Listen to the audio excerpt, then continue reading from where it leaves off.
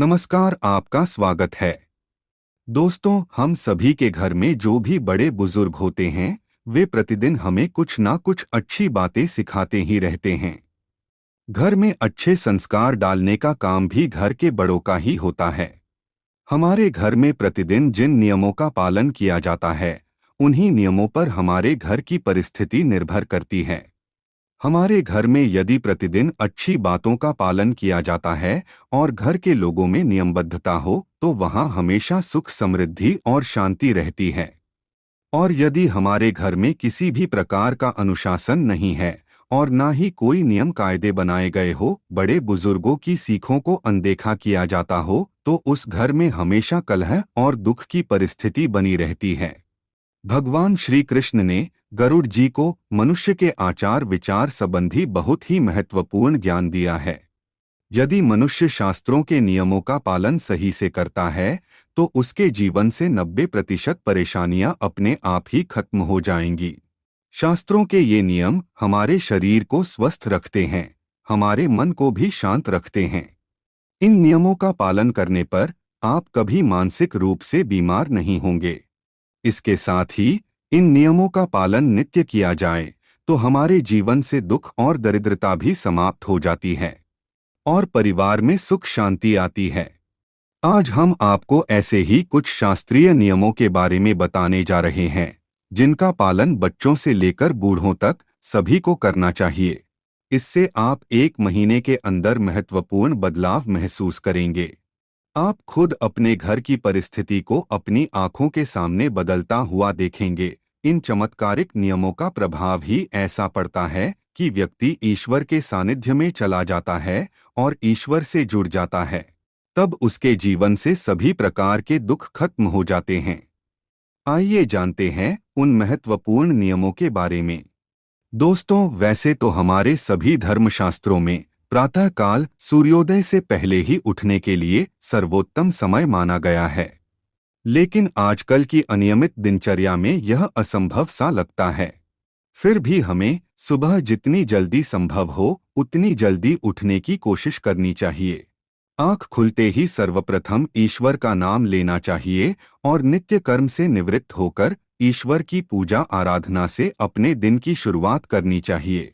ऐसा करने से आपके तन और मन में नई चेतना और सकारात्मक ऊर्जा व्याप्त होती है, जो दिन भर आपको अच्छी बातों की ओर प्रवृत्त करती है। यदि संभव हो तो सूर्योदय के समय सूर्य देवता को अर्घ्य जरूर दे। सूर्य देवता को अर्घ्य देने के साथ ही सूर्य नमस्कार करने की भी आदत डालें। सूर्य नमस्कार एक सर्वांगीण व्यायाम होने के साथ ही सूर्य देवता के प्रति अपनी कृतज्ञता व्यक्त करने का माध्यम भी है। सूर्य मंत्रों के साथ सूर्य नमस्कार करने से मानसिक प्रसन्नता और शांति मिलती है और साथ ही निरोगी काया और जीवन के प्रति उत्साह भी जागृत होता है।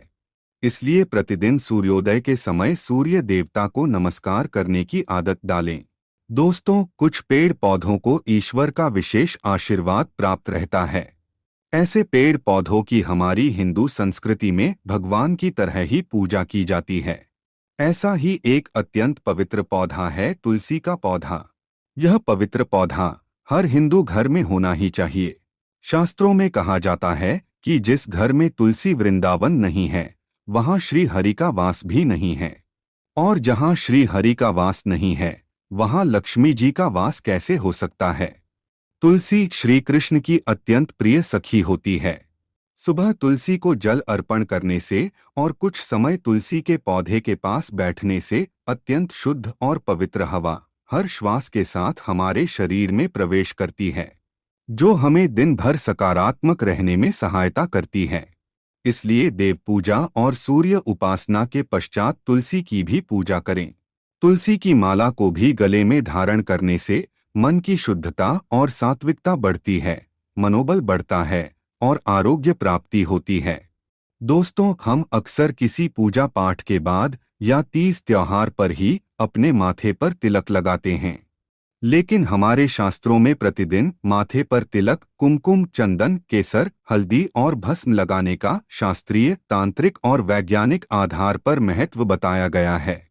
माथे के बीचों बीच इन सभी में से कोई एक भी चीज लगा लेने से व्यक्ति के मन की एकाग्रता बढ़ती है, मानसिक तनाव कम होता है, आध्यात्मिक शक्ति बढ़ती है, जिससे तन और मन में शुद्धता का अनुभव होता है, और बुरी शक्तियां चाहकर भी हमारे आसपास नहीं आती हैं। इसलिए प्रतिदिन पूजा के बाद अपने माथे पर तिलक लगाना चाहिए। दोस्तों, घर में रोज शुद्ध और सात्विक भोजन बनाना चाहिए और सबसे पहले भगवान को भोग लगाकर फिर सबने खाना चाहिए। हमेशा पहली रोटी गौमाता की और आखिरी रोटी कुत्ते की निकालनी चाहिए और उन्हें खिलाना भी चाहिए। संध्या काल में भी नियमित रूप से अपने पूजा स्थान पर दीपक अवश्य जलाएं। साथ ही संभव हो तो घर के सभी सदस्य मिलकर ईश्वर की उपासना करें और श्लोक, भजन या मंत्रोच्चार करें। भगवत गीता या रामायण जैसे पवित्र ग्रंथों का पठन करना भी श्रेष्ठ होता है। इससे घर का वातावरण सुखद और शुद्ध होता है और साथ ही घर के लोगों में सुसंस्कार भी जागृत होते हैं। शाम को तुलसी के पास भी दिया जलाएं। घर की सारी नकारात्मकता चुटकियों में दूर हो जाती है। घर में नियमित रूप से छोटे ही सही लेकिन धार्मिक अनुष्ठान आयोजित करते रहे। इससे आपका पुण्य द्विगुणित हो जाता है। दोस्तों, जिस प्रकार हमें सुबह उठकर सबसे पहले ईश्वर का स्मरण करना चाहिए, उसी तरह रात्रि में सोने के पहले भी ईश्वर को स्मरण करके ही सोना चाहिए। हर अच्छी बात के लिए आभार प्रकट करना चाहिए और हर गलती की क्षमा मांगनी चाहिए। घर में रोज अपने बड़े बुजुर्गों को प्रणाम करने की आदत डालें और उनका बहुमूल्य आशीर्वाद की सौगात प्राप्त करें। अगर आप रात को सोते समय इस मंत्र का उच्चारण करते हैं तो आपके समस्त दुखों का एवं चिंताओं का नाश होता है। वह मंत्र इस प्रकार है: हर हर मुकुंदे। मान्यता है कि ये मंत्र दिमाग को शांत करके अच्छी नींद लाने में सहायक है। कहते हैं कि इस मंत्र के उच्चारण से सारे अंदर के डर हट जाते हैं और दिमाग को मानसिक बाधाओं से बाहर निकालने में मदद करता है। इसके अलावा आप इस मंत्र का उच्चारण भी कर सकते हैं: या देवी सर्वभूतेषु निद्रा रूपेण संस्थिता, नमस्तस्यै नमस्तस्यै नमस्तस्यै नमो नमः। तो दोस्तों, इस प्रकार से अगर आप नित्य इन नियमों का पालन करते हैं तो माँ लक्ष्मी और भगवान श्री कृष्ण की कृपा आप पर सदैव ही बनी रहेगी। उम्मीद है आपको यह जानकारी अच्छी लगी होगी। वीडियो को लाइक जरूर करें। कमेंट में जय श्री कृष्ण और जय माँ लक्ष्मी अवश्य लिखें। साथ ही चैनल को सब्सक्राइब करना न भूलें। आप सभी का धन्यवाद।